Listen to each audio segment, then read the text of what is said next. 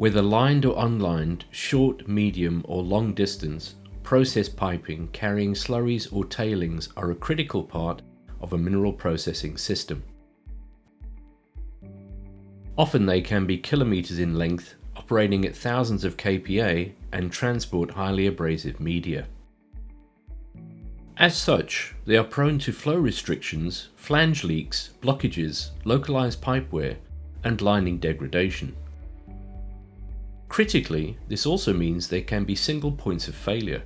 Shutting an entire plant have huge financial risk implications, including environmental, also cause significant losses, and in many cases incur government involvement and statutory fines.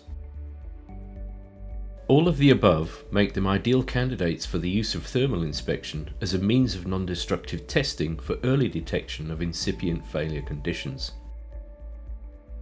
Thermal gradient overlays will show where internal fault conditions differ from normal, allowing identification of individual sections for planned replacement.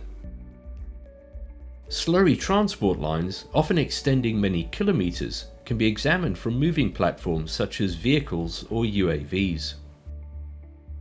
The following shows results of an initial baseline survey instigated by Yellotec Service of 8 kilometers of overground tailings pipeline transporting slurry at a pressure of over 1300 kPa to a dam.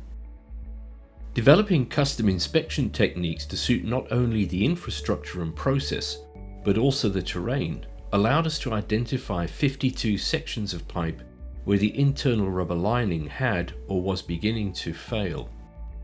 This allowed the sections to be replaced in a planned shut at a cost of $142,000, realizing a potential cost saving on unplanned replacement of $43.2 million. This baseline survey proved so effective that the client has implemented a new planned maintenance strategy of daily thermal inspections of the entire pipeline.